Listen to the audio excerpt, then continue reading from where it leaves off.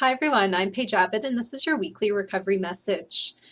In the therapeutic work that we do at Health Upwardly Mobile, we get a lot of pushback from clients when we start talking about detachment in relationships. People mishear this as I need to end the relationship. So if it's parent-child, I can't ever see my parents again or my children.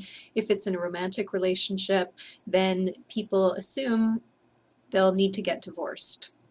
This isn't necessarily the case. So detachment can sometimes involve some physical separation.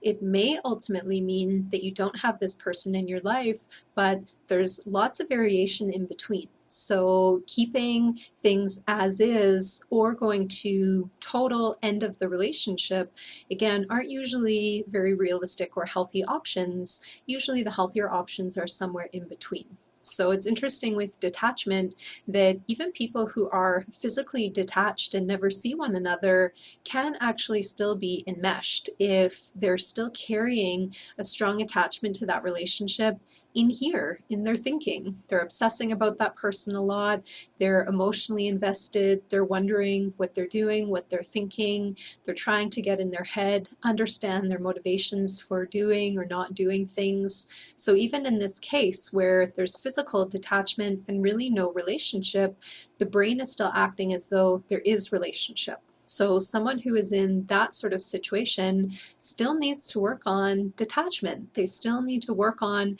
developing boundaries within themselves where they're not going there. Their brain may tempt them and encourage them to go there into that obsession and rumination place, but it is possible over time to be more mindful and focus on what's actually happening in the here and the now. So check back in with reality.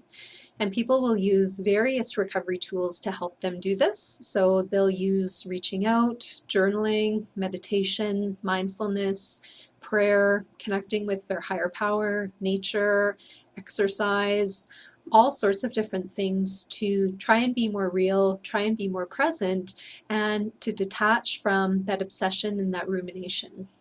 There can also be people who are physically in a relationship still, meaning they see each other, they maybe even share the same space, and there is boundaries, there is detachment where they're not obsessing about this other person, they're not caretaking for them, they're not trying to get in their head or understand their motives, and each person is able to live their interdependent lives, where each person has their own hobbies, their own support network, their own things that they're doing, but then there's periods of overlap.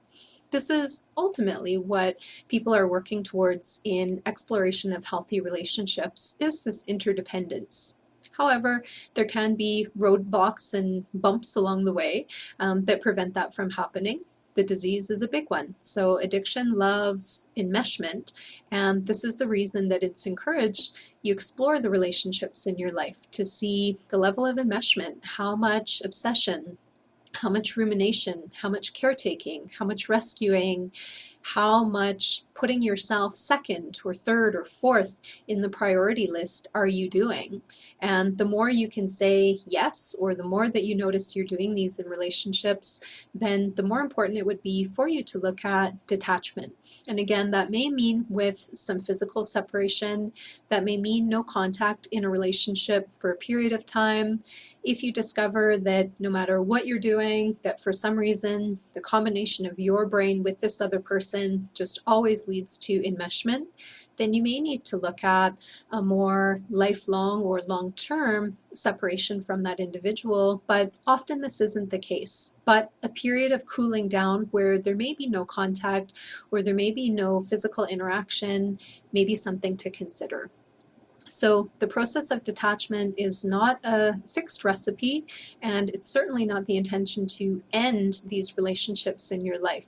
The hope is that these relationships can improve and get to a state of health where they actually do support the recovery and the health of each individual within that relationship. I would encourage all of you to keep exploring the relationships that you're in to see where there may be some enmeshment happening. And like I said, looking for things like obsession, rumination, caretaking, and putting yourself lower on the priority list fantasy is another one to pay attention to. And the more that you're noticing these in relationships, then you will need to look at what can boundaries and detachment look like in the context of that relationship. That's my perspective. I wish you the best in your journey of recovery for the week ahead. Bye for now.